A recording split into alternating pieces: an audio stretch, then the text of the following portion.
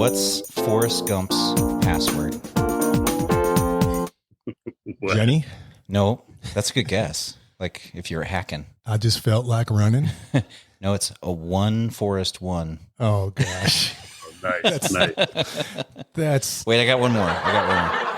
Oh my God. we're going for a twofer tonight. Twofer, yeah. Just because I just looked them up and I don't want to waste that time. that I spent looking Perfect. them up. Perfect. Wait, you're not writing these? No. I thought you wrote all these. We made up one. Did we make? Oh, Yeah. well, yeah. I mean, Yeah, Justin made up one. Justin Well, made Carlos up in the one. bathroom. Yep, yeah. Shout out to Carlos. What is a funny mountain called? A funny mountain. Yeah.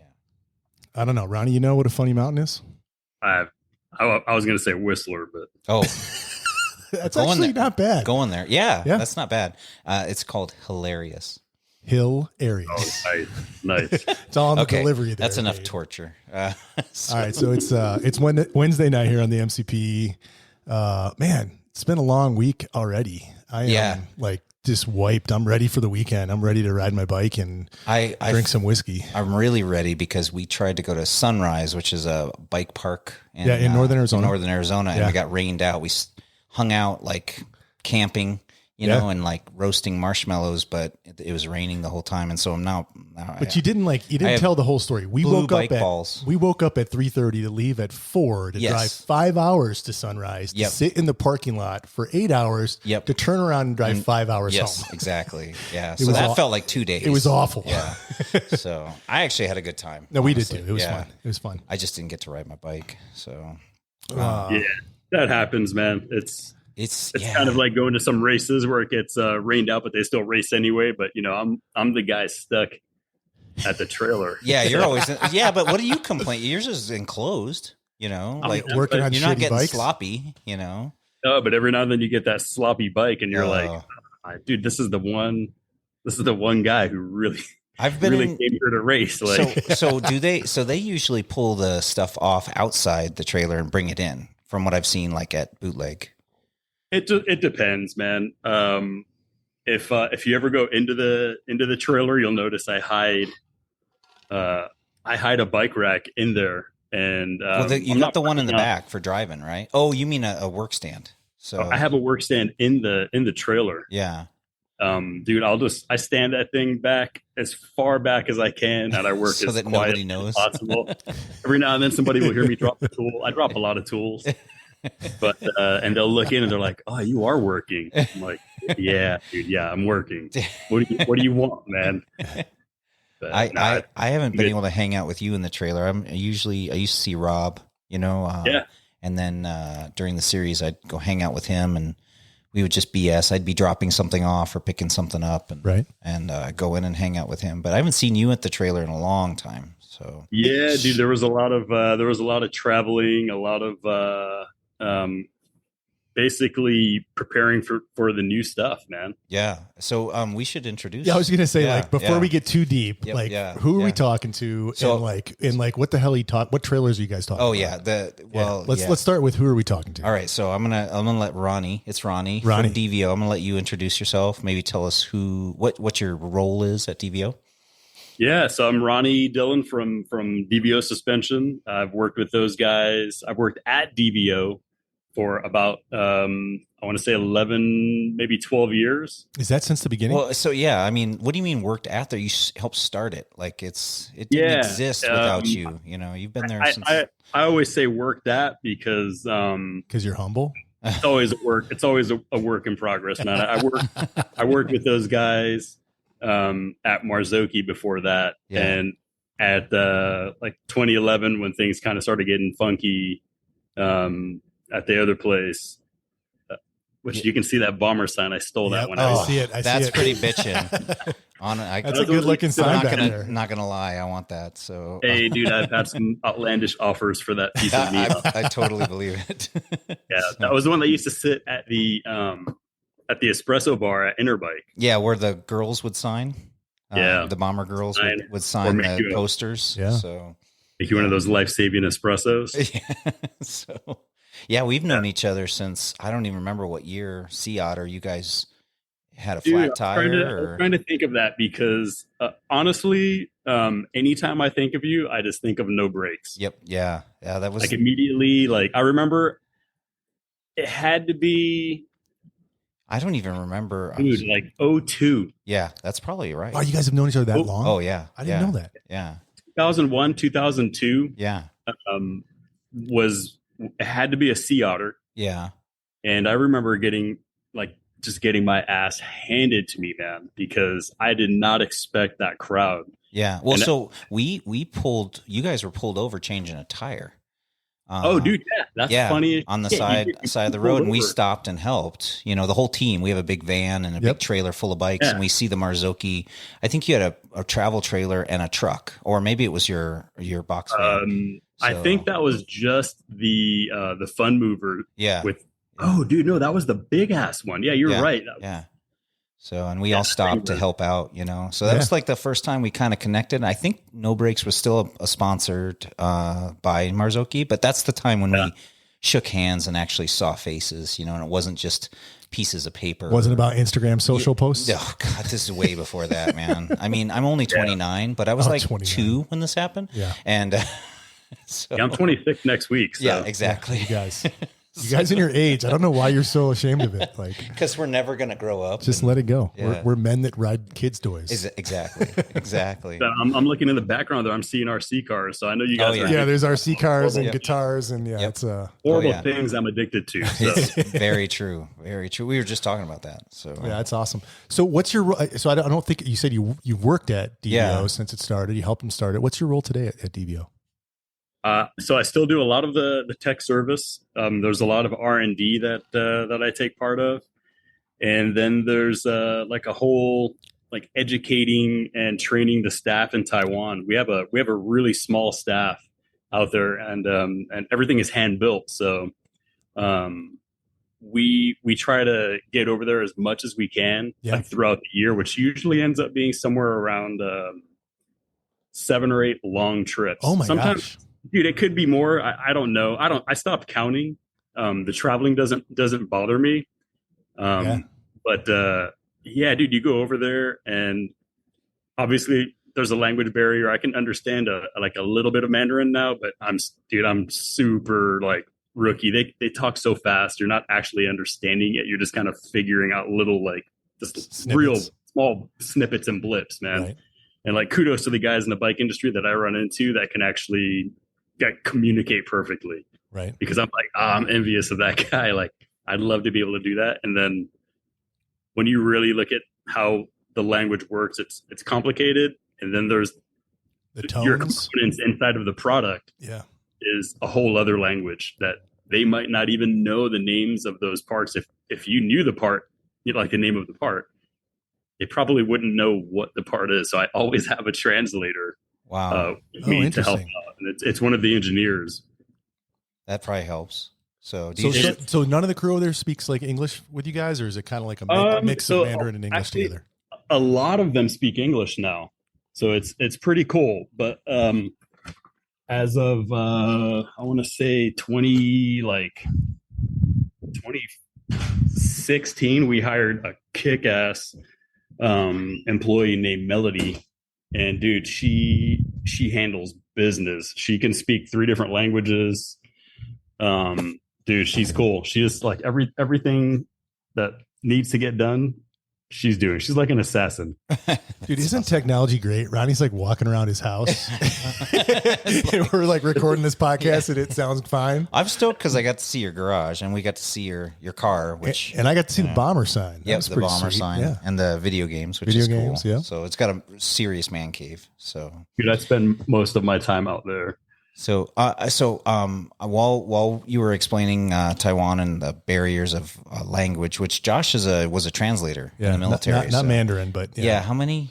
Just Arabic and Albanian. Yeah. So he called me something the other day in another language, and it's frustrating because I have no idea what it was. It could have been awesome. It was good. I have no idea. So donkey kick. But also more extremely insulting. So like, so couple questions. I don't want to dive right into like the deep talk, you know. Like, well, at some point I want to talk about the Prime stuff today. Yes. Since they just announced that, last week, I think. So there's so much I want to talk about. Okay. So let's make sure that we talk about the new products as well. Okay. So first of all, just a little bit, Ronnie's like the magician. Quite literally, he does magic tricks. So that's funny. I'm sitting in front of a pile of a deck of cards right now. So. Can you do a trick for us? Just to put you on the spot? No. No. That would be hilarious. Usually, yeah. It's kind of rough. I'm not here to grab the cards. But. Okay.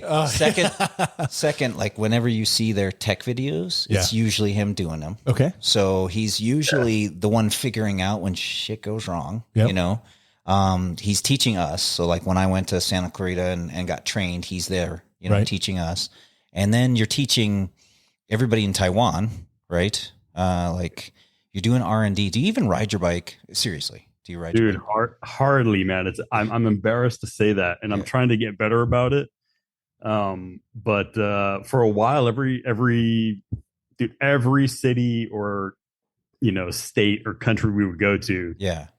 We were spending a lot of time on the bikes. Yeah. Yeah. And then it just turns into, dude, I just want to go back to the room and chill. Yep. Yeah. You're like, dude, I'm miserable because I want to go ride, but I'm so cooked right now. You're trying to maximize the time while you're there, right? Because it's such a long way to get there. You want to get every minute you can in. Yeah. Do you bring a bike with you, or do you have bikes over there you guys can ride? Yeah, we have bikes there. We used to travel with our bikes all the time. It's actually, I mean, it's kind of a pain in the ass, but it's worth it, dude, because there's nothing worse than a rental bike. Yeah. Is there sweet trails over there near the factory? You know what? It's getting better. Yeah. Because we actually live there. We have our own place there, man. Bryson's pretty generous with how he keeps us comfortable while we're out there. So we don't have to stay at a hotel. We have an apartment, and you can basically sink in while you're there. Yeah. You can chill, dude. You can cook food at home, which we never do, but a lot of ramen, a lot of like ramen at home if we cook, but and you can leave stuff there, I imagine, so you don't have to. Man. So we can leave clothes. We don't have to travel with as much. We can leave tools, whatever we need to live, and we alternate the staff. So, you know, it's Bryson Jr., JP, myself. I mean, we've worked together for. Dude, it's like 25 years. It's scary, isn't it? Wow, that's a long time. I know. It's crazy. None of us have killed each other yet. Yeah, that's cool that you guys are still together and you're still getting along, and you guys are putting out some crazy stuff. Man. And dude, honestly, when I started working for Marzocchi in '98, and before that I was working at a window tint shop. And my buddy Rick was working with me at the window tint shop, and he's like, "Dude, I can't do this anymore. It's so stressful. Like we would break door panels inside like a just trying to get into the windows and get the tint down. You had to remove the door panels because you didn't want to wet that, you know, dude, elephant skin. I don't know, dude, like the crazy ass leather that they use. You didn't want to wet it, so you pulled it off, and then you're pulling it off, and you're breaking clips, and dude, those are.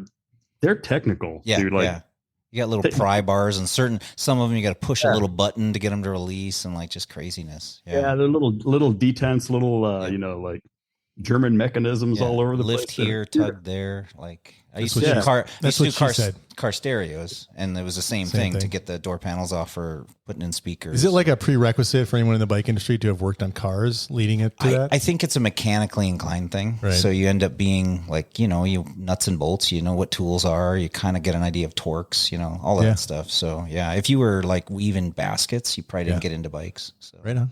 Just you're gonna be the one in the office getting picked on if you were the basket weaver. Yeah, exactly. Oh shit, that would be me. I built guitars. Does that count? Yeah, I mean, if you use tools, kind of. I've seen your garage. Like you definitely use tools. Yeah, so. Maybe not correctly though, and I don't have the correct tools. I'll give you a personal experience. My daughter doesn't touch tools. Okay, doesn't go near the garage. Are you comparing me to your 12-year-old daughter? No, not at all. Not at all. But my son, you know, as soon as he could touch a tool, he went after tools. He's in the garage. He's getting in my drawers. I'm yelling at him, you know, get out of my space, you know, and stop that, you little bastard, stuff like that. But we're just kidding, Turner. You're not a bastard. but you know what I mean? Like the two different people. Like he is going to be somebody who wants to turn stuff. And I didn't do that. I didn't go in, push him into the garage. He did it himself. Yeah, naturally. Does your son, Ronnie, mechanically inclined? I would love to say that he has never ended up with half of my tool collection in his bedroom.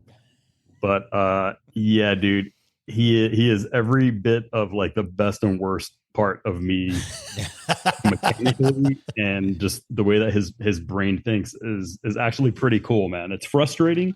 I love it, but it's frustrating because I'll come home from work and like I will get off the plane. It's a 14-hour flight home from Taiwan. Wow. And I drive home from LAX and it'll be like 10 o'clock at night. And he's like, Dad, guess what I did? you're like, oh shit, here it comes. I don't even want to know, man. How many parts were left over? That's what I want to know. Yeah. And he's bringing his latest project in, which is right now it's carburetors. Cause he's the one restoring that little Honda I showed you out in the Really? That's cool. At 12 years old? Yeah. He's been doing that one since he was playing with that one since he was 9. Wow. That's pretty cool. Yeah. It terrifies me, man, because it's the one thing, like it's the one thing in the garage that can spit gas all over the floor if it goes wrong. Right? And I've seen it. I've seen him do it. Yeah. I've been in the garage and I just hear screaming. Dude, what is up? I go over there. He didn't know how to turn the petcock off on the fuel tank. So he pulled the fuel line off and it's just dumping oil. Yeah. It was on go. And he's screaming, he's covered in gas. And I'm like, dude, this is why.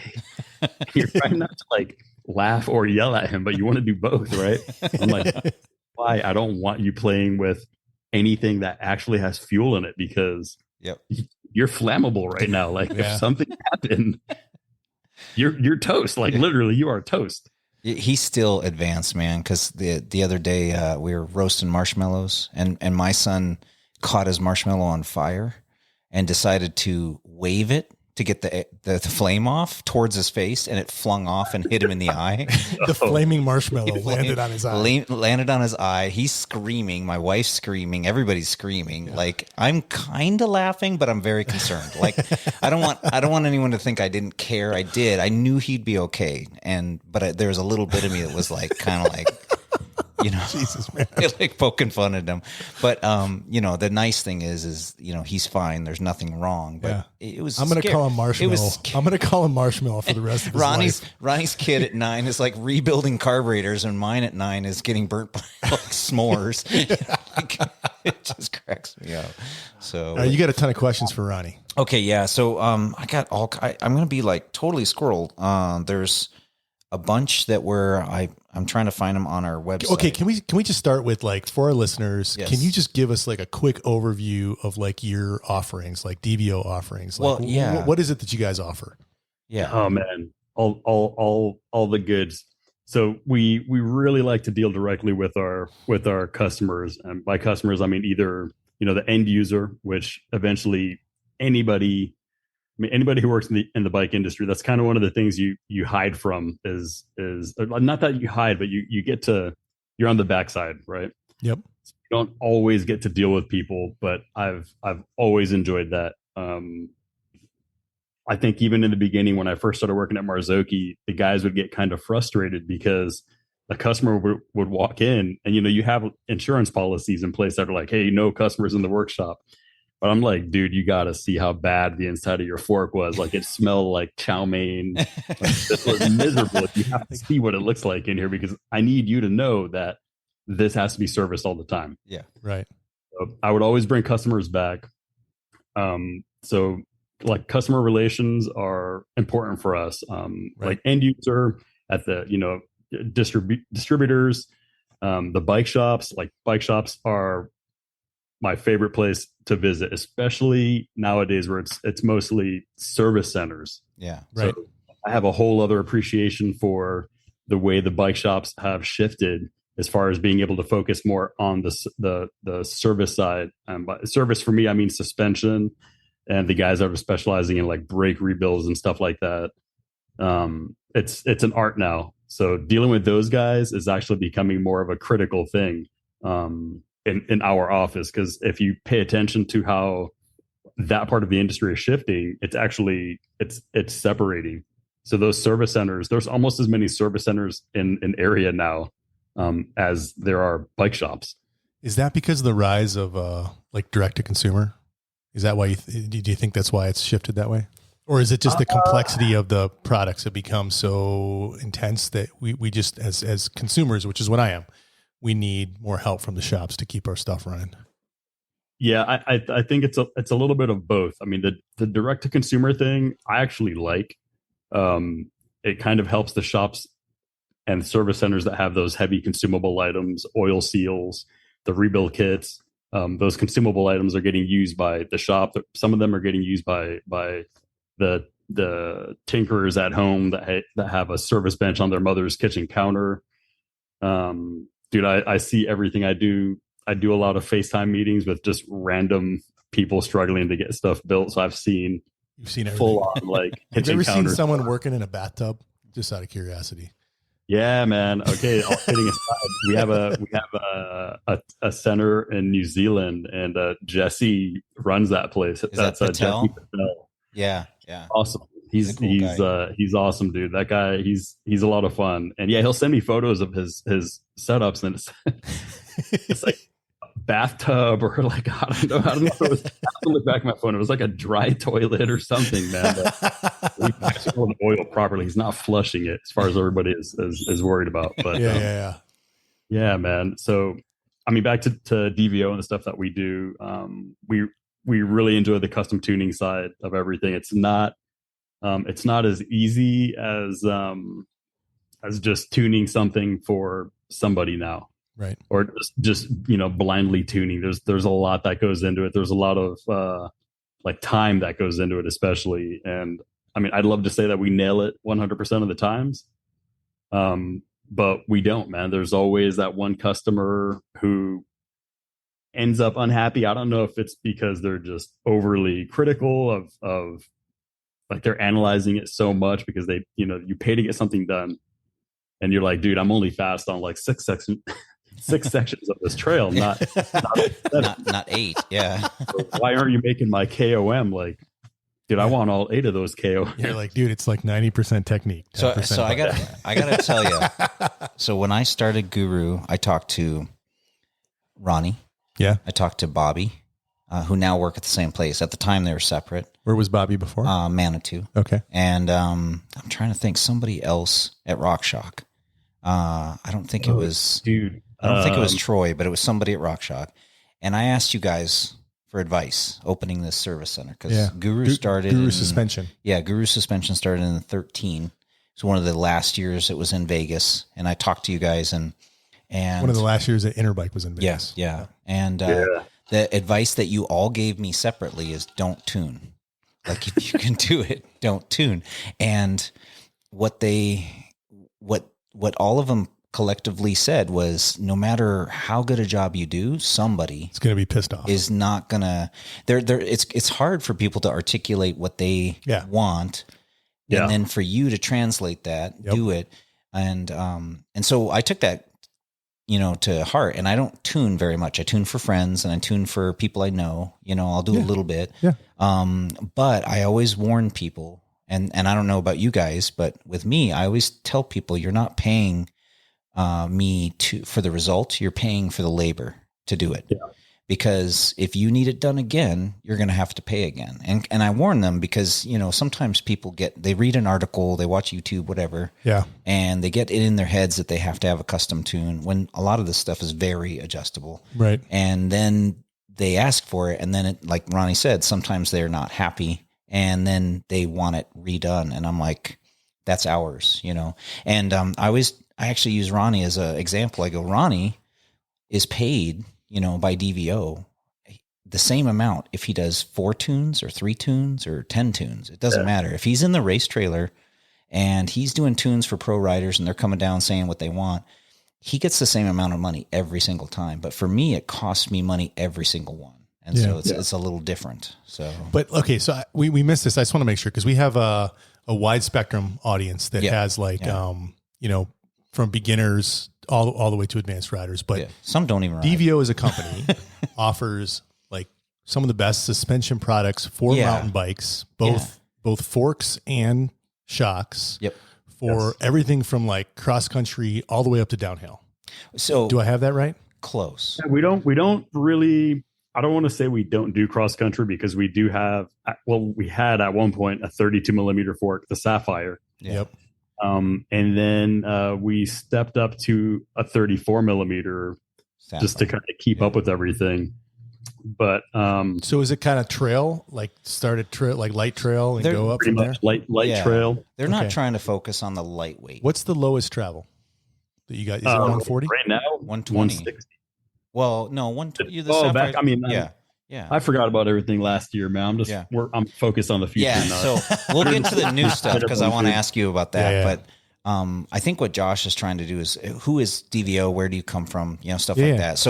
So just a quick synopsis, if I can do it. Marzocchi guys worked at Marzocchi, a lot of them. So Marzocchi was like a historic kind of one of the badass. Like Bomber was was like infamous. Yeah, like back in the late 90s or early 2000s. Yeah, Bomber meant that it lasted. It was durable. They were supple. They were like plush. But they never focused on weight. They were never the lightweight option. Okay. And then something changed. I think ownership changed, and the mentality of ownership. If I could be wrong on this, but you're pretty accurate. Yeah, they focused more on dollars. They changed manufacturing. There became problems where the product wasn't consistent, because it used to be Italy.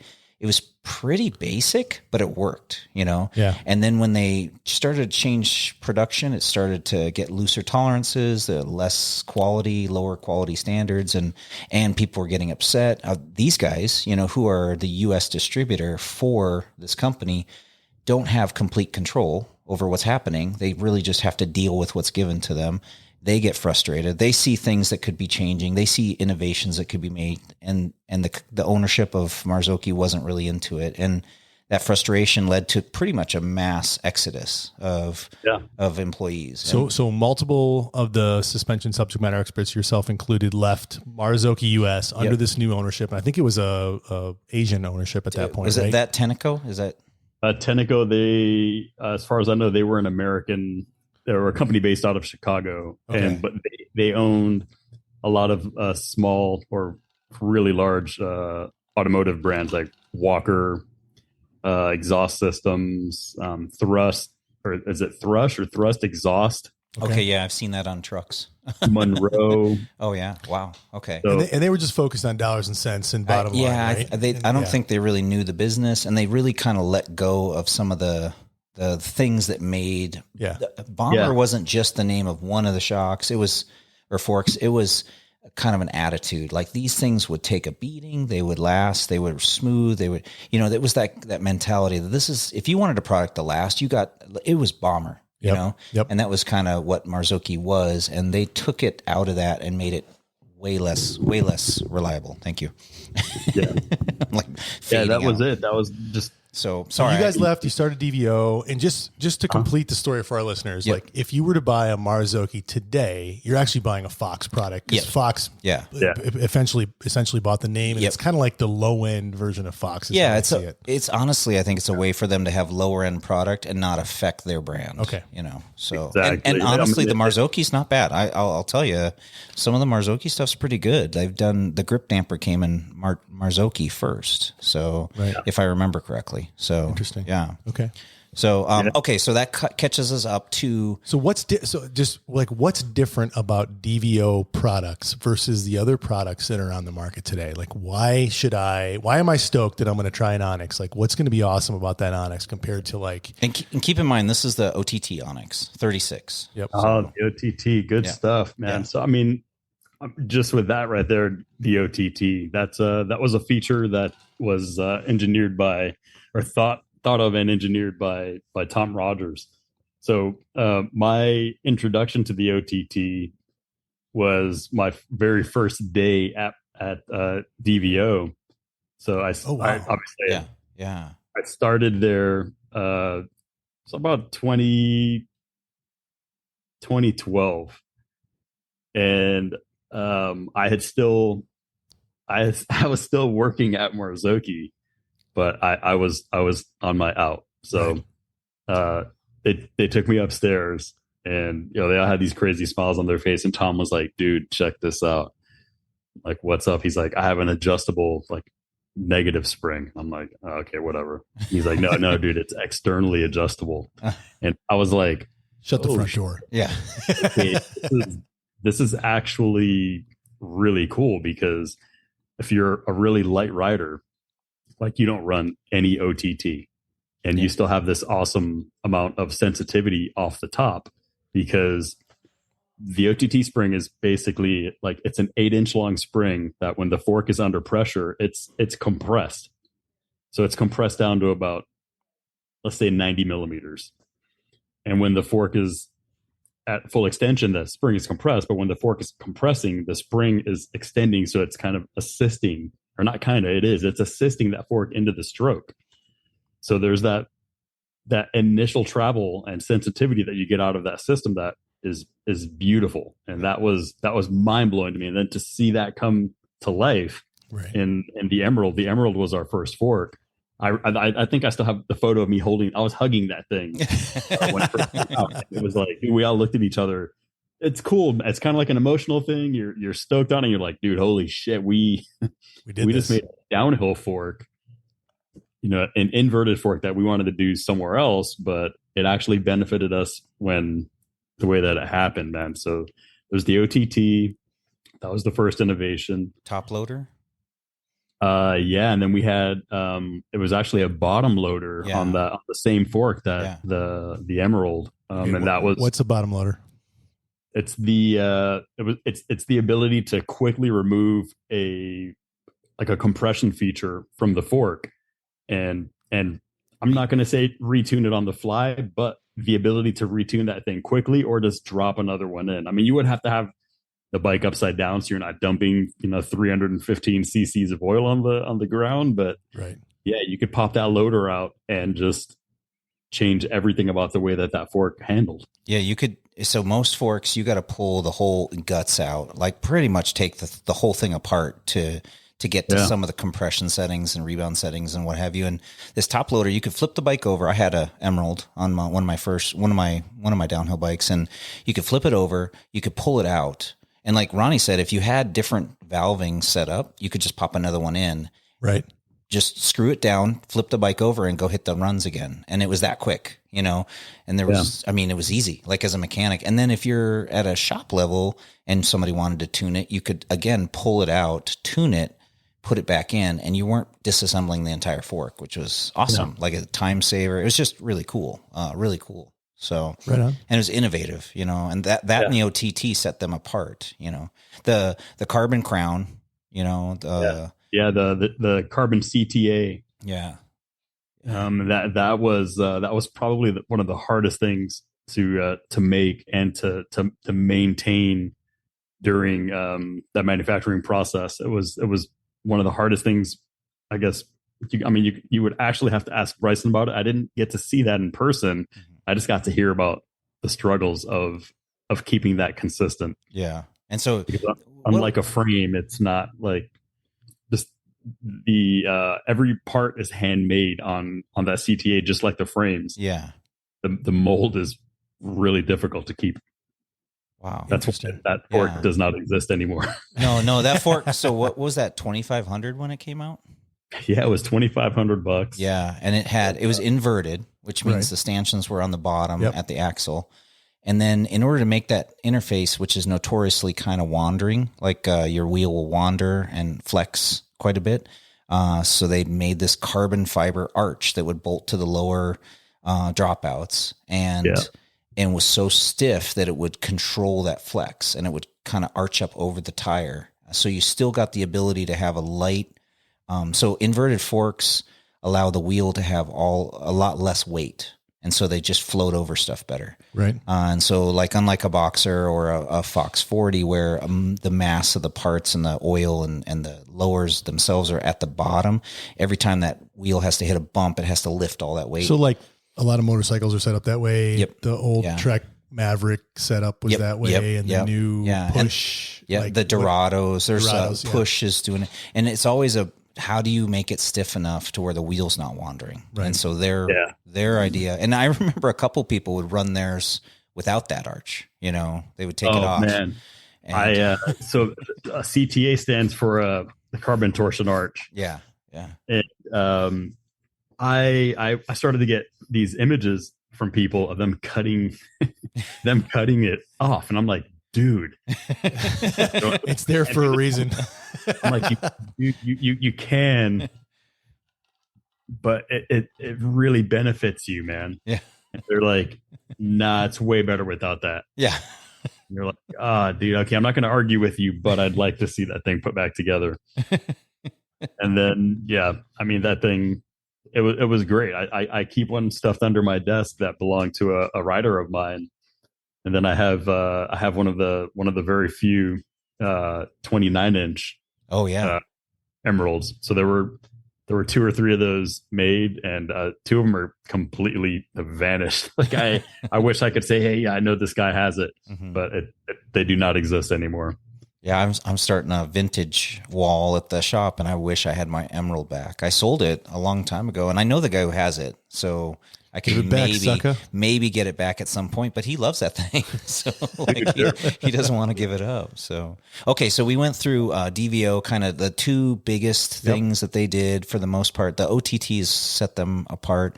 Right. Their damping systems. There's the bladder too. The bladder later. The newer forks, which the bladder is it's like a reverse bladder. Yeah. So there's some pretty heavy patents on the oil filled bladders, like Fox and from some of our competitors, and where they got that technology, which was actually some of the early Marzocchi Moto stuff. Oh, really? Oh, that's interesting. I didn't know that. So like a Fit 4's got a bladder, right? Yep. The original Fit 4s had bladders. Then there's some of the Chargers had bladders. Okay. Shock. Yeah. Yep. And almost everything is starting to move away from the bladders. Yep. The DVOs is reverse. So all of those have oil-filled cartridges with oil in the bladder. And then as the plunger is pushed into the cartridge, it displaces oil, and then the bladder can expand. And that's how that works. And it allows it to be running with no air. So you don't create this cavitation and air bubbles, which create inconsistency and probably heat buildup and all kinds of bad stuff. Buildup. And it actually ends up being a lot more sensitive when you're not trying to like force a bladder or force that material out. That rubber has to expand under compression. Yeah. To where under compression, our bladder is actually compressed. So it just sinks into itself. And then as the fork extends, the bladder is filling back up. Yeah. Yeah. So like as a suspension neophyte, Ronnie and Dane here, like what I keep hearing about DVO is like small bump compliance. Well, so that's because you're reading into a lot of that I've already told you. In this podcast, we haven't even talked about the small bump compliance at the OTT. We just said that really what DVO is very different from everybody else. Like when I pull apart a Fox or a RockShox, they look the same inside. Like I swear to God, they're swapping engineers and they're using the same stuff. I'm not kidding. Like I see it. I see the stuff, how it works in it. You know, DVOs are so different on the inside. Yeah. And yes, small bump compliance is the biggest, I guess, side effect to the OTT. I mean, that's what I hear from like riders. Yes. Because Dane's got like this whole, like if you, I don't know if you know this, Ronnie, but if you ride in Tucson, you see a green fork. Yeah. You go up, you're like, Dane has been around here. And they're like, yes, we know Dane. Like he is like your biggest advocate. So like, so much, like I think there's a higher percentage of DVO suspension on bikes in Tucson than anywhere else I've seen in the country, honestly. Well, because of bootleg, I see a lot. Maybe you've had influence there, but and I haven't ridden a lot in California, so I'm sure there's a lot in you guys' area. But here in Tucson, because of your influence, there's a huge percentage of people that are riding it, and they all tell me the same thing, like. You will never have better small bump compliance than with the DVO. That's the kind of the separator. You know, you can talk cartridges and dampers and compression and rebound. You can talk about weight. You can talk about stiffness of chassis. But honestly, that's the differentiator is the suppleness. Are we reading that right, Ronnie? Is that you guys agree with this? Yeah, exactly. And it's funny that you guys said different because when I get confronted, and I do mean confronted by customers, and they're like, why should I buy this? What makes DVO so much better? And I'm like, what if I told you it was just different? Yeah. And then they look at you and they're like, oh, well, tell me more. I'm like, it is. It's actually just, it's different suspension. And yeah, I mean, when it really comes down to it, I'm going to tell you that it is better, but I usually, break the ice with it. It's different. So what are you actually looking for? Like what kind of adjustability? What are you lacking right now? I notice you're a 225 to 35 pound man who rides mountain bikes. And I think I know where you're suffering. And it's probably at that air pressure you have to run in your fork and the lack of ability to adjust into that small bump. Yep. And what about 250 to 260, right? Like that's me. Yeah. Yeah. And, I mean, for a while I was getting some pretty heavy riders that were, I mean, they would tell me what their setups were. And I was kind of chuckling to myself and I'm like, dude, but this guy loves it. So you take notes and you just start paying attention to how everything is actually coming back, all your feedback.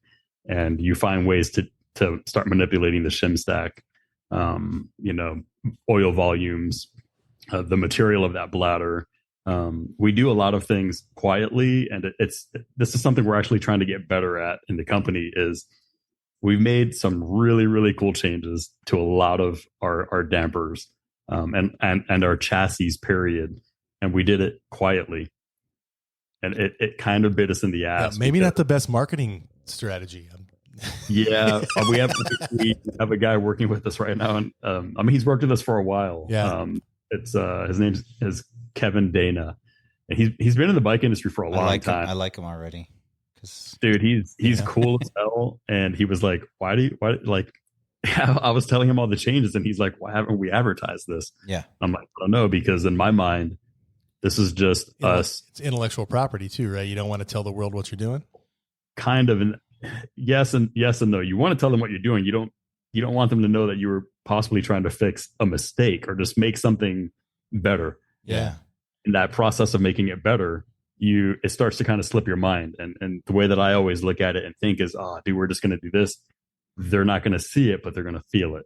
Yeah. We're going to change the design of this piston slightly, and they're going to feel it, but they're not going to be able to see it. So Kevin's trying to push us in a different direction where we actually start utilizing all of the changes that we make for marketing. And I mean, it's cool. It makes you look at things a little bit differently. He has an outside view of what that should look like, to where me and maybe one or two or three or four of the other guys that work at DVO just kind of making things. Because I'm not an engineer, dude. I'm a butcher. Yeah. Like I just get shit done. I'm calling bullshit on that. No, so I'm calling bullshit. I totally relate to him. Like, yeah, you say the same thing. You guys are both engineers. You get into it. You understand how it works. Yeah. Which makes you think that we have engineering, but it's really, we just understand how the stuff works, and then you kind of you manipulate it, and it's like a garage. What the hell do you think an engineer does? I totally get that. I work with 30,000 engineers. The problem is Ronnie and I can't get paid. You guys are engineers. You might be in the wrong industry if you want to make money. Yeah. But you guys are definitely engineers. Sorry, I just got to throw that out there. And that's true, though. Like I know Ronnie. So I learned a lot from Ronnie, like over the years, from Marzocchi, from DVO.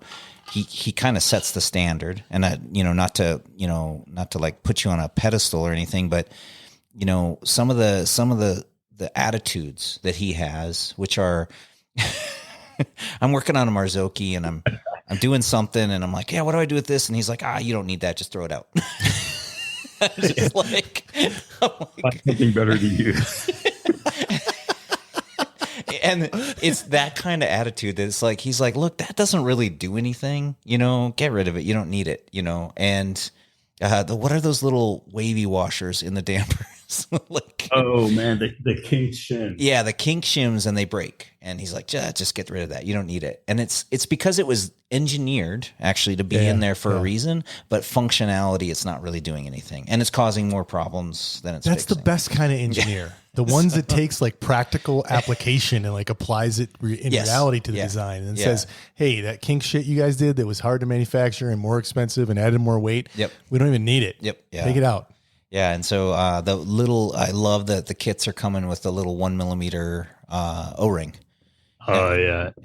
All of the kits are a lot more detailed now. Yep. Yeah. And so what kind of kits you guys are suspension experts. Yeah. So remember, our listeners are not that. Yeah. So we're geeking out. What kits are you talking about? These are just the service kits. Service kits for DVO suspension products. Yeah. So I'm doing another brand's shock right now. It's on the bench, and I go to the service manual, and there's 0 pictures, and it's just text. It looks like somebody in high school just wrote a paper on how to take it apart and put it back together. And I'm okay with that, right? I can identify the parts. I can identify what's going on. I can fuddle through it, but man, the average consumer could never do that. And pictures help. The pictures help, like big time, and real pictures, not like IKEA pictures. IKEA pictures suck, Those are spooky. Those are like, shit to run into, man.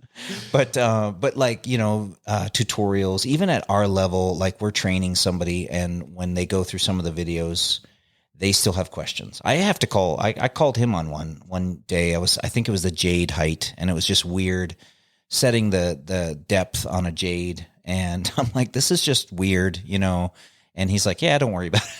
So, Jade's a coilover. It's the grandfather to your Jade X, and it's the downhill version, high speed, low speed compression adjustment. Yeah, high speed, low speed compression. Really nice. The one thing that did, I like the bladder capture on that. I think that was smart.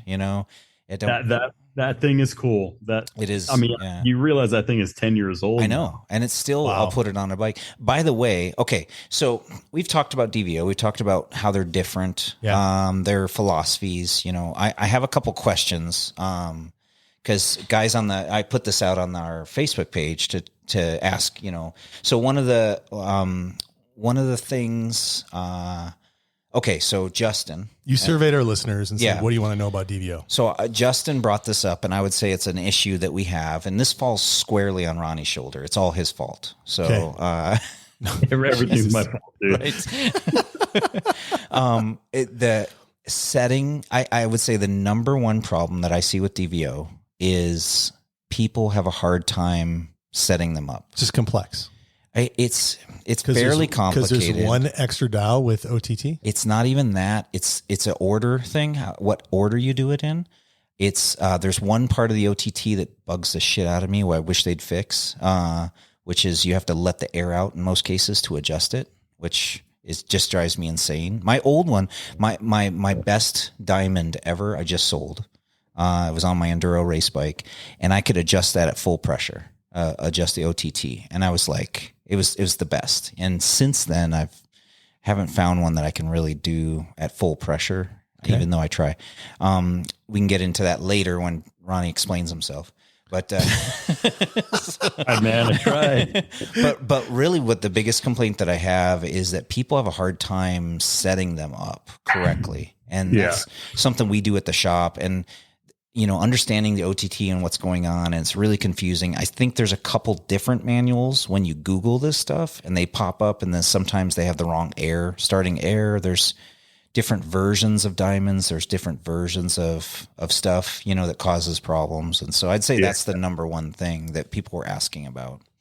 Yep, that's one of the things we are actually trying to get a lot better at. Because if you look at some of the old manuals, there's the original diamond. Yeah.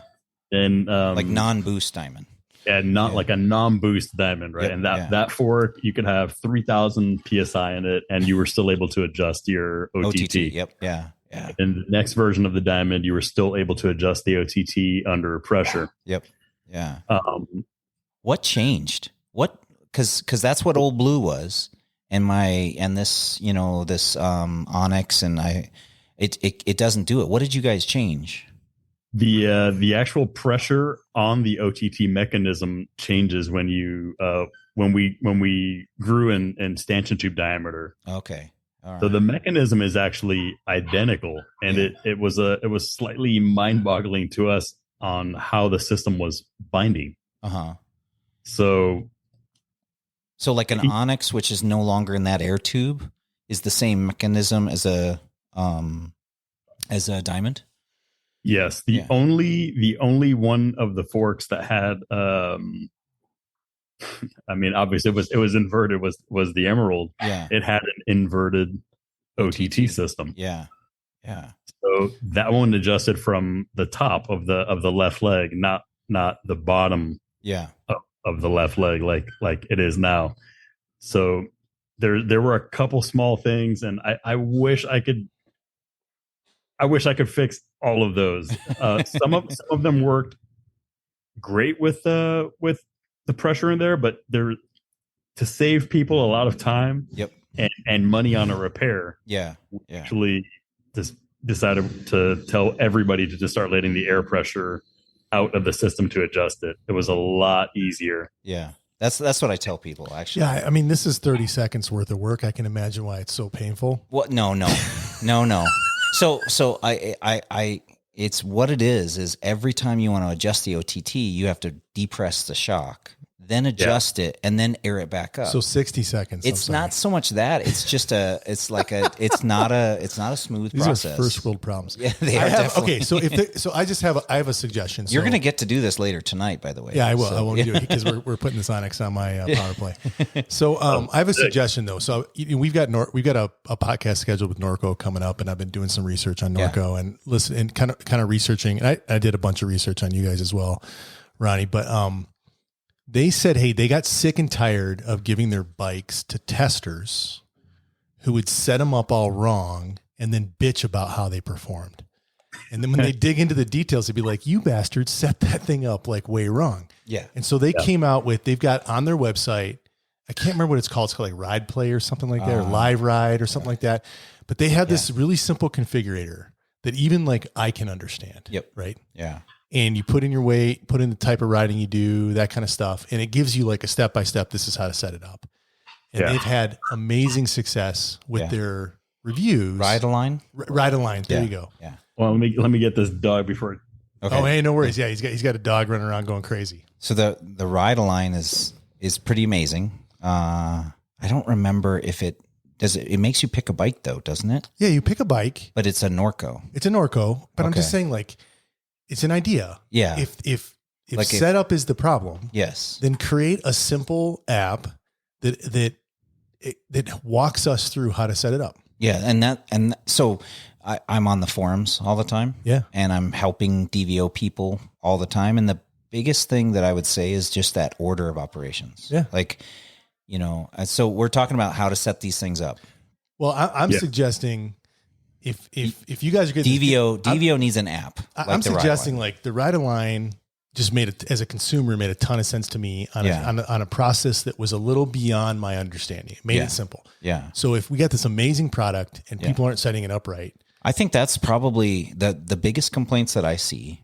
Are usually that. All right. So I'm suggesting you guys steal Norco's Ride-A-Line concept for setup of your products. Where I don't know how they did it. That's the key. Like it's hard. It's not hard to do. It's not hard to do, but there's a lot of variables because kind of like what they commented on of sending something to a test rider. You can talk about Pink Bike. You guys love Pink Bike, right? Those guys are awesome. And you know what?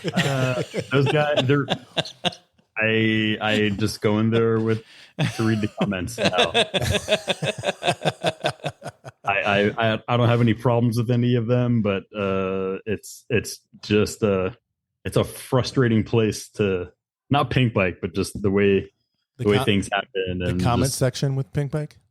Well, it's crazy. It's not just Pink Bike because I have been diving in. So on this podcast, Ronnie, I've kind of expressed my dismay with YouTube and the fact that everybody gets all their knowledge off YouTube, and they kind of, and my kids are getting into bikes, and I'm trying to figure out ways to get them motivated, and actually watching videos on YouTube has been working, and we're watching some beginner stuff to get them ideas. And every time we do this, they want to go ride, which is great.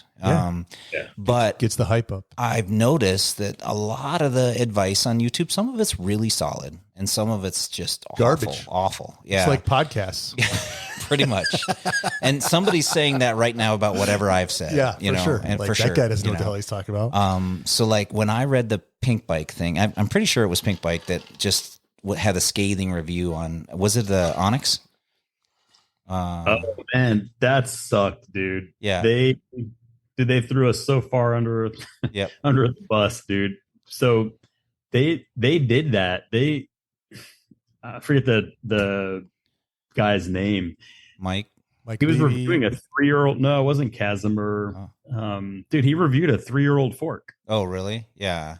We released the 38. Yeah, and he's reviewing the old one. He's reviewing something that we haven't built in a year and a half. Yeah. We sent it to him, and then we saw the review come out, and I'm like, what is this? Yeah. And yeah, I understand that, a review is still relevant because the product is still for sale, brand new in a shop somewhere. But it's like, wow, that was horrible timing and just an unfortunate thing for us to have to deal with. And then, okay. So we talked about the OTT setting up. That's one of the barriers I have as a dealer. All right. Well, let me just, before you go there, let me just, I want to make sure that we get this. I want your opinion, right? Like, okay. So it might be a little tougher to set up. It's fucking worth it. Figure it out. Dude, it's on the side of, I tell people just figure it out. It's on my van. Like, I wouldn't put DVO splattered across my van if I didn't think you're an adult human. Yeah. Figure out how to set this fork up. It ain't that hard. Okay. So Justin's comment was on OTT and the complexity. And so that's one thing that he wants to see. Because we asked, what should we ask Ronnie about, right? The second thing that came up is, and again, this is all Ronnie's fault. My fault, man. I'm sorry, man. I didn't realize this was going to be an inquisition. Totally. Dane didn't tell me this ahead of time. I told him I had a bunch of shit. You said you had a bunch of questions. I didn't think it was going to be an inquisition. These are the two hard ones. Okay. Is there a bunch of easy ones after this? After this is all softballs. So we're going to end all positive. Oh, yeah. Perfect. Seriously. Okay. Bushing tight. Because the Pink Bike article, if you read it, it sounds like they had a tight bushing fork. Like, because I've had those. And for people that don't know what we're talking about, this is an old problem though, right? It's not happening on your current products, right? Well, like Ronnie said, they're still older. There's still product that's not brand spanking new, and also there's reputation that happens. Yeah. And my issue is that this tight bushing. Whenever I hear somebody has had a bad experience with a DVO, it's usually either they don't have it set up correctly. Boom. Or it's this tight bushing issue, which the tight bushing issue, I'm not sure what causes it. I didn't know if it was a quality control issue. I didn't know if it was a temperature issue. I don't know what's causing it. Yeah, what causes it, Ronnie? Yeah. So I will get into that with you guys. Good. Because it was, if it's too sensitive, we'll just back off. It was frustrating for a lot of people. Yeah. Yeah. And I just want to say that we had to spend a lot of time doing research to end up where we are right now. Okay. Right. So which is total, like the other end of how that was for us. Cause it was actually, we're like, dude, one fork feels really good. Yep. This fork is the same production batch. What is wrong? Okay. And we had to change quite a few things internally. Did you just in the company? And then, as you guys know, we build a lot of our stuff at SR Suntour. Yes. So we do have a heavy horsepower engine that can help us get stuff done. But there's some things that we actually have to handle on our own when it comes up to the development. So Suntour can help us with production. They've got big machines. They are insane. There's a couple of people that have visited our factory. I think Mo and Hannah. Yeah, I saw that video. Yeah, they did a really good job, dude. And they almost didn't put that video out because they were worried that Suntour would hurt. Dude, they thought it was gonna suck. Oh, really? It'd be really boring. It looks so boring when you see it, but nobody really gets to see some of those. No, those, yeah. We'll put a link. We'll put a link. Assuming it's still out there, we'll put a link to that in the show notes here. Yeah. It's a good video. It basically showcases the manufacturing process. Right. I mean, Suntour makes forks for many brands. So just like Giant that makes frames for a huge percentage of the industry. Yeah, they have the machines. Really, honestly, you need certain specialty machines to make a lot of this stuff. And But it's your design. They build it. It's not even that. Like Ronnie said, they have people right there assembling it. So DVO has their own room, right? And and QC process and stuff like that. So what happened with it? Can you tell me what happened with the type bushing, or did you guys figure out what was going on, or? We had to change a lot of the process. So, I mean, everything down to the way that the casting is sealed from the inside out. Okay. So there's a process that for the magnesium that you actually, like, you can't just have a magnesium casting. They oxidize. Yeah. Well, it's gonna leak. Yeah. Yeah. They have to have a special paint, if that's right. Yeah, it has a coating on the inside, and if that coating isn't perfect, then you're gonna have weird issues. Yeah. Mostly leaking, oxidation, which the oxidation will start to eat the bushings, the stanchion tube. I mean, I think everybody's opened up a Fox or a RockShox, and it's just full of water and all kinds of shit. And you see that white, the chalk, oxidation, the chalk, and that's the magnesium basically eating itself. Which, just a PSA, is why you're supposed to be servicing your public service your suspension like around every 100 hours, depending on the manufacturer. Like, you buy into that 100 hours, Ronnie? Sometimes faster, depending on what you're doing. Dude, you're going to spend a week or 2 weeks in Whistler. Dude, your suspension is junk. Oh, wait until you see the pictures of the fork you're putting on your bike. Oh, yeah. I took pictures of the inside. That's been on my altitude for years. And at most of the Western, hemisphere bike parks, and I opened it up, and I was so disappointed in myself. You're like, wait, I have a suspension company. Yes. Why did I let this get this bad? It was like the oil was the blackest, darkest. Like, I'm pretty sure you could see like the devil in how black this oil was. Yeah, dude, you'll see him in there hanging out, dude, just kind of laughing. He's like, I got you, dude. I got you. Now, granted, when I got done with it, it's like new.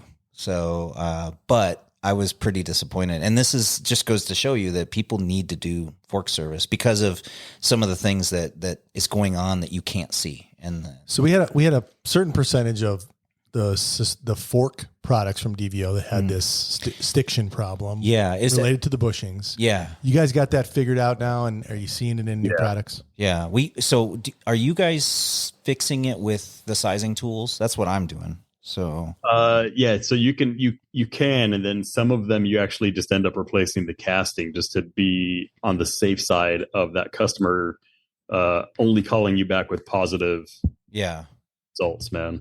There's a lot of the guys out there that just don't. Some people, dude, they could have their fork could be locked, and they never. Oh. Dude, they'll never notice that it's like horrible, and you're like, hey, this thing feels bad. Let me help you, dude.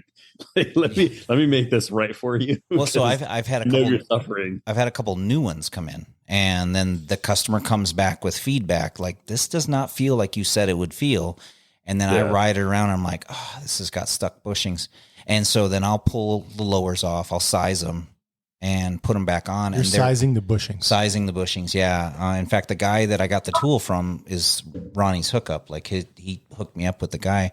And I have certain degrees of larger, they go up small, 0.2 of a millimeter or whatever. Tiny. Yeah. It's just enough to push it out. Yeah. It just kind of deforms it in a uniform way to the right size. So, and then I'll put them back on, and they'll come back, and they're just like, it is amazing. Like it's the difference is like night and day. And so I'll read these forums. I'm on the forums all the time, like giving my 2 cents when I can and when it's going to help. And I'll hear somebody have the same kind of symptoms, like the fork. I can't get it adjusted right. It's always notchy. It's like super stiff. It's like, I'll go off a curb and it won't dive. But, I run through small bump and it like feels like rigid, and it's usually tight bushings. And even most people that are on these forums are starting to realize, hey, send it to DVO or get it to a service center or something. A lot of these people are New Zealand guys, it's all over the world. So, but it's been an issue that I've been trying to figure out because it's hurt their reputation, in my opinion, Right. Because you get somebody like when I'm getting somebody on DVO, a lot of times because Fox is such a force as far as marketing, and OE product, and RockShox is huge for OE and marketing. DVO comes on and people kind of have like a side eye. If they don't know, like they're like, what is that? You know, like, is that like, what are you trying to sell me? Like the copy fork, you know, like is this like, you know, what is this? Is this an Amazon fork? Like what is this? But you guys are, I mean, like DVO's offering on Intense, Norco, Focus, Fazari or Ari, Cube and Merida right now. Yes. Right. On OEM bikes. Yes. That's a big stable of companies. There's a lot happening. Yes. And, it's still funny to me when I get somebody and you know, you're wearing the shirt and then they see your fork and they're like, what is that? Yeah. It's an Onyx. And they're like, who makes that? Yep. Like, DVO. Like the best suspension you've ever had. Man. And you're like, yeah, dude, we've been in business for a long time. And they're like, crazy. I've never heard of you. I've never heard of you guys. And it's like, that's cool. Come by the shop. So like if I go buy a DVO fork today, am I assured that it's not going to have this issue? So I will tell you this. I want Ronnie to answer a question. Okay. All right. Go ahead. Absolutely. Yeah. Well, absolutely. They'll take So why are we talking about old shit? Well, okay. So, all right. So that's it for the tight bushings, the OTT. That's an old shit setup issue. Yeah. Let's talk Sorry for all the old people. If you got an old one, talk to Dane, talk to DVO, they'll fix it. Otherwise, let's talk about new shit. All right. So currently I'm running 36 SL Diamond. So what's different in that? I don't have OTT. The brand new. You do not have OTT. You have the SL system. Yes, which I hate to say this, and no offense to DVO, but it's just like everybody else's. Like it's very similar, man. There's some small changes with the stuff that we did, but the idea was to make it familiar. Yes, it's definitely that. Is it? I mean, it's an SL too, so it's light. Like they're making the 38 with the OTT and an SL version. So you can pick which one you want. So you can pick, you know, and I think that was 36 or 38. No, the 38 is SL or OTT, right? Let's talk about 2024. Let's talk about 2024 because I don't know what you guys are doing for 2025. So we will no longer offer many of the OTT forks, so that the OTT system, because of the complications of setup. Yes. Yeah. There's very few of them that were actually being produced. Okay. So with this new 36 that I'm riding, the first thing I noticed, because my fear is my Pivot Shuttle SL came with Fox Factory on it. Yep. I rode it for 2 months. And I gave it a good shot. Like, I'm like, you know what? This is top of the line Fox shit. Like everybody comes in wanting Fox, you know, it's gold. It's got all the bells stuff. And whistles. Got the bells and whistles. I'm going to ride this stuff and I'm going to ride it. And I've been on DVO since almost day one. Like, no joke. You know, I've been riding DVO forever. And I could not stand it. I could not stand the Fox stuff. I don't know how to explain how it just felt harsh. It didn't feel like, I call it carpet ride. You know, when I ride DVO, it feels like you're riding on carpet. Like it just has this super smooth feel. I never bottom it out unless I'm really doing something stupid. And it just, you know, I barely even use compression dampening. And I'm over 200 pounds and I rarely even use compression damping. And I'm racing downhill. I'm racing enduro. Like I'm not riding around Fantasy Island on the bike path, you know. Just for the record, that's the first time you've come close to admitting how much you weigh. Oh yeah, on the podcast. Yeah. Well, it's way more than I expect. So it's about like my age. So my biggest fear with this new system is that it would be like the Fox, like it would have that, you know, no longer carpet feel. It still feels good and it's confident. And people riding Foxes aren't dumb. Like they're good forks, but it just didn't feel the same. Like you get hooked on the feel. So did it? You know? It did. And in fact, this 36 SL Diamond, I put on my eBike to make it lighter, you know. It's the first time I've ever had to adjust the low speed compression on a damper because it dived a little bit. It was so supple. So did you change any of your volume space or? No, I didn't do that because honestly, I've railed that bike. I haven't bottomed it out yet. So it still feels supple, is what you're saying? It still felt supple, almost more supple, more supple than a Fox. Oh, absolutely. Yeah. So how the hell did y'all do that? Yeah. So here's my fear, right? Because the OTT allowed for everyone to enjoy that feel, from somebody who's 100 pounds up to somebody who's 260, or whatever. Yep. And that was the beauty of because the old system that they used is what Fox used way back in the day. And the biggest problem was it fit the middle, but it didn't fit the ends, light or heavy. The middle of the weight spectrum. Yep. Yeah, exactly. And so how is so you guys are using volume spacers. So we're back to tuning the end of the stroke instead of the beginning. Yep. Is that right? And so when I'm setting that up, I'm familiar, like you said now, and I just set it up like any other fork on the market for the most part. So yeah. And you should be able to. That was the main goal. I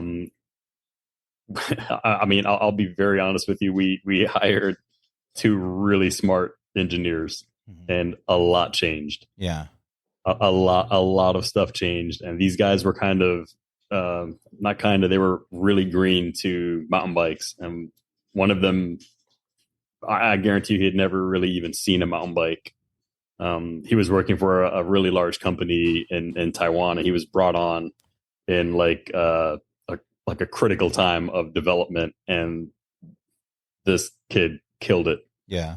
Sometimes having someone that's not biased by all the past, information, that's how you generate like new ideas and new concepts, right? I mean, is that kind of what happened here? Because it's an outside view, right, of how that system works. And for him, that outside view was math. Yeah. And so he just brought in the math, brought in his calculator, said, "Nah, you guys are fucking this up. Let me show you how to do this." Yeah, he was mathing around, man, and dude, that guy, he nailed it. Yeah. The very first version of that air system that we made. Hey, dude, stop eating my books. What's your dog's name, man? Oh, dude, that Gasket. That's funny. Nice. Yeah. Is he a puppy? Yeah, she's about 4 months old, and she's eating everything. Oh, yeah. We both have that. Yeah. And lots of puppies around here. Man. Oh, yeah. I've lost a lot of socks. So, okay. So what's different on the damper side? Has he fiddled with that, or anybody fiddled with? I haven't pulled my SL apart to look at the inside. Oh man, you have to take a look, dude. So the bladder that you are familiar with is changed. Okay. I think it might be a little bit longer.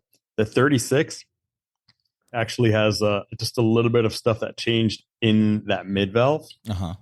So on the rebound side of the damper, it changed. Yeah.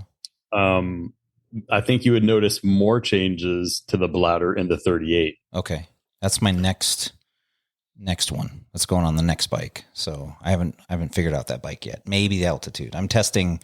So I'm testing other suspension. Sorry, I'm cheating on DVO. Dude, I promote that. I tell people, I'm like, hey, dude,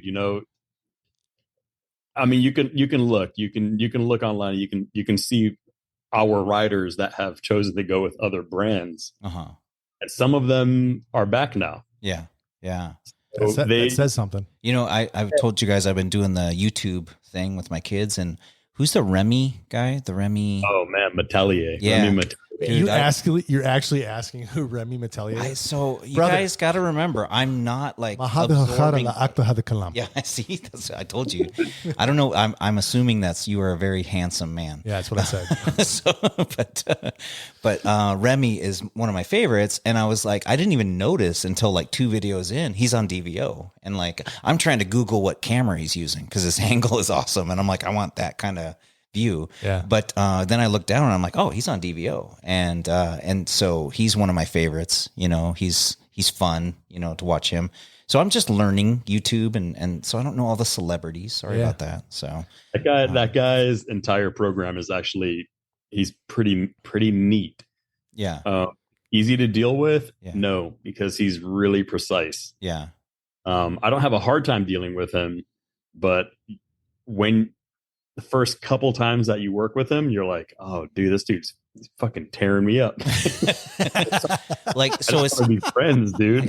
Is he like, hey man, this doesn't feel right, and sending stuff back, or does he come into DVO and get stuff done? Like what level do you guys have with him? Do you just send him product and he plays with it, or is he a sponsored rider? I'm not even sure. I will set a base tune, which is pretty similar to factory. Yeah. I know that he's going to be a hell of a lot more aggressive, dude. Yeah. I think he's 5'9", about $145. Mm-hmm.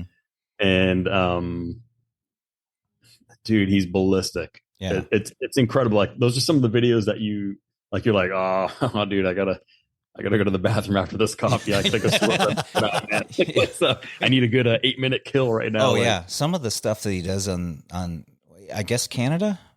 He's North Shore. He lives in Squamish or near it. So pretty incredible. Yeah. Well, just that whole you've been there. Yeah. Well, so I'm going there. I haven't been to Squamish. I've been to Whistler, and I'm going to hit Bellingham on the way up. And I'm excited because it's a very different ride from what we're used to, Yeah. And man, I was watching one video, some kids doing it with skinnies. And I don't know where they were. It was like a place, Skinny Send It or something like that. It was the trail. Yeah. My kids and I are all watching this on the couch, and I'm like, hell no. Like, never doing that trail. Skinnies, huh? Oh no, I can't do them. I can barely do fatties, let alone stockies, and skinnies are out. So I want to be respectful to Ronnie's time. Okay. Because we've been going about an hour and 15. Shit. I got like two. See, I told you. I got like two quick questions. The first one's like my little, at Seattle, I talked to GasGas. Okay. And they were telling me about, I saw a DVO fork on the front of their new, at least some of their new e-bike lines. They were talking about what you guys did with them and this cup and cone design. Were you involved in that at all? Can you tell me anything about like what you guys did there? Yeah, man. I mean, so I was there the whole time with Bryson Jr., JP. Dude, we had a blast. We got to go to Austria, work with the guys at WP. That's incredible. WP is the company that owns GasGas, Husqvarna. No, I think they're a suspension company, aren't they? Yeah, WP is just the suspension brand. I stand corrected. Yep. Yeah, KTM owns everything. Okay. Yeah. So keep going. I didn't mean to cut you off. That is one of the largest places I've ever seen in my life. Like, beautiful workbenches.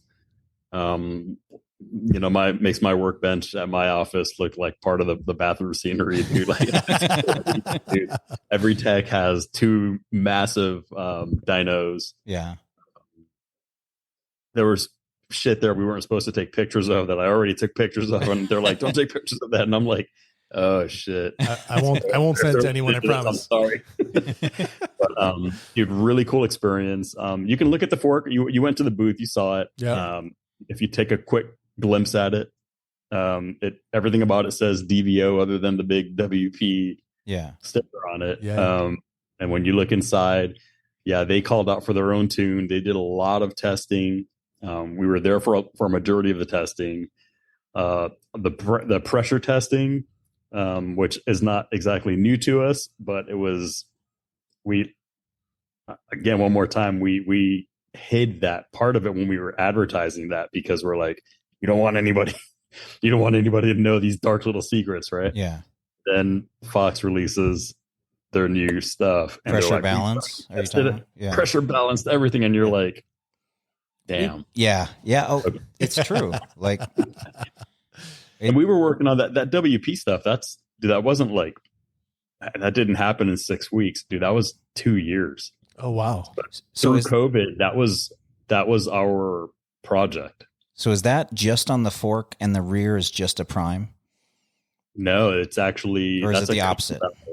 It's a cone valve in each one. I didn't know that. Okay. The difference between the Moto cone valve and this cone valve is this one is actually externally adjustable, to where with their cone valve setup for the dirt bikes, it is not externally adjustable. So this is actually, it's a first. Mm-hmm. I think that's the confusion.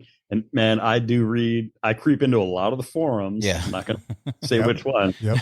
But there's a certain tuner out there who loves to talk crap. He's like, I can look at this and it looks like WP sent DVO a handful of pieces that they installed incorrectly. And you have to laugh. You're like, come on, man. Like, dude, you haven't even seen it. And then they're taking these screenshots of the Moto system. And I'm like, that's not even it's not in it's the close. Ford. Yeah. It's close, but it's completely different. Yeah. That is one of the more complicated projects that we've been part of. It's so cool, but absolutely like the most time consuming thing that we've done. Will we see that stuff on other bikes, or is it uniquely specific to GasGas? Oh, he put his eyebrows up. Just like, know that look was kind of like, I can't talk about this. Can't talk about it. Yeah. Sorry, man. So, that stuff, that tune is specific to that bike. So you can probably get away with using the cone valve on your Onyx. Okay. But it's an entirely different system. So it is pressure balanced for that damper. So you would need the entire damper, or at least the damper tune, and a couple of other small things that they called out for. The shock, that is based around that bike. Okay. I kind of feel like we need to buy one and tear it apart. Well, yeah, that'll probably happen. Okay. Last questions, because we didn't get this one out, was Prime. So yeah, tell us about Prime, man. What's the deal? Jade X Prime and Topaz Prime. Are you gonna have a upgrade? Because that was talked about. Where, you mean like so the retrofittable component? Yeah. A lot easier to do on the Jade or the Jade X, because you can actually just unbolt the entire reservoir. Yeah. And then put a fresh reservoir bladder. Oh, okay. All the goods on, and it's good to go. It's expensive, but if somebody wants it, they can do it. Okay. On the Topaz, it gets a little deeper because you're actually replacing the entire housing. Okay. So for you're 100% capable. Yeah. Somebody on their grandmother's gas burning stove, it's going to be a little bit harder, but in their bathtub. You can do it, but at that point in time, I mean, there's probably a lot of guys that are just going to end up sending stuff back to me, back to you, and you're going to be like, hey, dude, you're about $180 away from just having a brand new shock. Okay. Instead of paying me my labor, and let's say they have like a nibbled up shaft or a burned out shaft, or just it can be costly. So you're better off just buy the new shock or trade it in. Get rid of the old new one. I thought the Jade X, that plug at the back, I thought that was like something you'd pull out and then just pop in like a top loader was what I was envisioning, and so that's not what it is. You have to pull off the reservoir to do that. Yeah, it's a sealed reservoir. So if you look at the Jade X, you have that lock, the 3-position lever for compression or lockout. That thing would bleed straight through. Well, it's funny because it's like, if you look at the two, it's like the space for the lever is still there. Like they use the same casting. They just didn't drill it. It is. So. And we had ideas of having that configuration. Yeah. But because of another project that we started working on, which is WP. Yeah. It consumed a lot of our development time, and we ended up in a position where we were like, dude, we're going to make this thing even better later. And we're in that position right now. So like 25 and 26 development is happening right now. Oh yeah. So big things coming. Well, it sounds like a long time, right? Yeah. Like, you'll blink your eyes and it'll be here. Yeah. It's, my kid's going to be wrecking one of my cars, driving it around. It's like, you never know. Spilling gas all over himself. Did you kill the big X2 can looking one? Is that?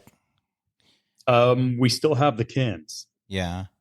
Yeah. The big ones? Like No. Remember that there was a prototype that looked like an X2, like a Fox. Remember that thing? And I have pictures of it. I'll send them to you. So I know it was there. But did that get killed? Because I know the Opal is kind of on the back burner. We produced the Opal. We sold a few of them in the aftermarket. We got a rider. We got a rider on one. Yeah. That's a badass shock, man. He loves it. I think he wants shock. I think he'd like a lockout on it because it's just a rebound at this point. But, he has the R. Yeah. So, and I think there's a market for it because there are people that are just like, hey, I like DVO. I just want to run DVO. I don't care that it's not the lightest, shock. Yeah. So did you keep bringing that up? Like, it's not that much heavier. It's a philosophy. There's some like we built a fork in 2010, I think it was. That was we took the guts out of it. It only had air in one side and had a sticker over the top where the damper used to be on a SID, I think, to make it stupid light on a mountain bike that we built for Interbike. Mm-hmm. I say we. This is when I was at Fairwheel. And it was, I forgot, it was a carbon fiber sticker, but it was just a sticker over the damper. It had no damping in it. And just to make it lighter, and it was stupid light, but it didn't ride worth crap, Yeah. And so DVO and coming from the Marzocchi side and into the DVO, their philosophy has never been like, hey, we're going to be the lightest. They're always about how it feels, and how it rides. It's not about how light it is. And so they don't really, they kind of didn't put any resources towards that side of the market. And so there's a lot of people that is that true? Because he's speaking for you, Ronnie. What do you think? We're always entertained with how light our competitors are able to get their product, and we reach for that, and then we start to figure out some other things that we can change in the chassis. So a lot of that weight will come from the chassis, and the performance of that chassis will ultimately affect everything. So that thing's flexy. It's going to bend a little too much. It's going to bind during the stroke. Right. And there's a lot of stuff that went down with the development of the 38. And for whatever reason, that the 36 is a ridiculously good feeling fork. We thought the 38 was like mind blowing. And then, we changed some things on the 36 and people were like, dude, okay, this is what I wanted from you guys. Like, this was a plug and play fork, dude. However you guys had to set up out of the box, which is the funniest shit to hear. So like, just slapped it on and went and rode it. I'm like, no, man. Dude, you know what? It might be right. Because you get that guy, he comes by the booth and you're like, oh shit, it was like two clicks away from perfect, right? But you don't really want to hear that. But at the same time, it's a compliment. You're like, holy shit, he's happy. We're happy. Okay, cool. One less thing to work on at a race. One last thing to adjust. This is great. So that was the idea of the SL, and then a bunch of development on the casting, and then that was a 5 or 6 year project. Yeah. Oh wow. Yeah. It was not unrecognized. We heard all the cries, and it was a slow process because you can do one thing and then the other and then the other and then the other. And next thing you know, you go from like your number one sample or your first sample to your 10th sample. And a mold is a lot of money. And if you want to modify a mold, you're looking at, $400,000 to play. Wow. And if you mess that up, you're starting from square one. Yeah. Oof. That's a huge investment. It is. It's a huge investment. They don't last forever. They wear out. So, Ronnie, I want to thank you so much for your time today. Yeah. You broke out time and spent time with us. It's been awesome. I'm super excited to get on the Onyx, and I've been really enjoying the Jade. It is turned a bike that I was going to get rid of into a bike that I'm going to keep in the Rocky Mountain altitude. I'm a heavy rider. I'm a tall rider. And so, I was struggling. I was struggling with that thing and swapping out the X2 for that Jade has changed that whole bike for me. So you've saved me I don't know, $8,000 on a new bike. So thank you for that. That's a nice chunk of cash to save. It is. That's a huge chunk of cash to save. What final thoughts do you have for our listeners, man? Floor is yours. Anything you want to say to our listeners? Dude, just take your time. Take your time when you're out there, getting ready to make these massive changes to your suspension. If you're thinking of tuning something yourself or having someone tune it for you, just check them out. Pay attention locally to their reputation. I'm running into a lot of guys right now that call me and they're like, hey dude, I had this shop over here work on stuff. And I want to send you photos because something is wrong, like terribly wrong.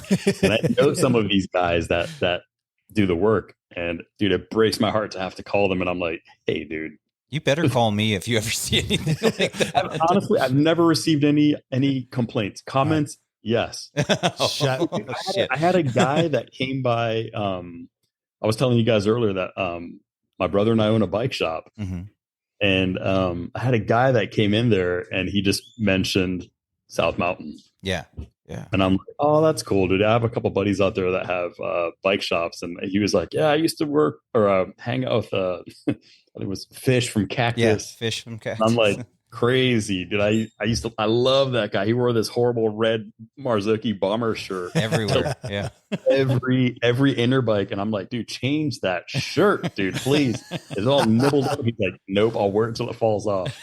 And then I mentioned you. Yeah. And he's like, I know him. I was like, oh, that's Pitch. And he was like, how do you know him? I'm like, dude, I don't know bikes, dude. Let's we ride bikes. He used to race. He had that team, No Brakes.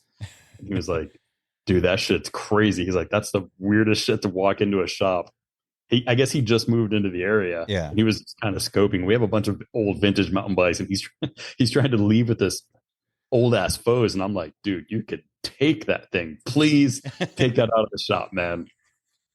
But yeah, dude, just take it down and hang it up in Guru, right? Yeah, seriously, send it my way. I'll take it. Yeah, so. Dane, I've got some monsters. I got one of the very first Fat Chances. Yeah, I've got a Wicked Light, and then we just got a second Wicked Light. So, but I want to. You got any forks you can throw my way? I don't care what the insides look like. I just want to put them on the wall. What do I have anymore? Dude, I have some ridiculous. I mean, other than the neon sign that I. Mm-hmm. Funny ass story, dude, about that sign. I was leaving my last day. Oh, dude, I was emotional. That was a cool ass job. It was a big part of my life, man. And they knew I was quitting, but they didn't know where I was going. And I got interrogated like 2 days before I left by one of the big guys at Marzocchi. And I remember I had my phone. I was recording the conversation because I was like, I'm going to use this shit in court one day. I just want other people to hear this. And it was one of the main guys of Marzocchi, Andrea Parentoni, and I can tell that he was bothered by what he was doing, but he had to stick to his shit, right? Yeah. And he was like, Ronnie, what is this company that Bryson is making? And I was like, dude, I'm just gonna tell you right now, if Bryson is making another company, another suspension company, it's to shut this company down. And the look on their faces, they were like, you know something. And I'm like, I don't know anything. I'm being honest with you. That's how it's going to happen. And then 2 days later, I was at the DVO office, and they were showing me the OTT, and I was like, oh, hell yeah. This is a really good start. Like, yeah. Very cool. We're doing cool shit. Oh man. Well, yeah. Ronnie, thank you so much for your time, brother. Really, man. Thank you guys. It's been awesome. Yeah, thank you for your time. Yeah, my pleasure, man. And I'll send you guys some photos of my horrible vintage bike collection, BMX mostly. That is awesome. Yeah, that's awesome, brother. But yeah, you guys have a good night. Thank you for considering me for this. And I don't know, man. I don't know how you guys work as far as people you want to use. Oh, for sure.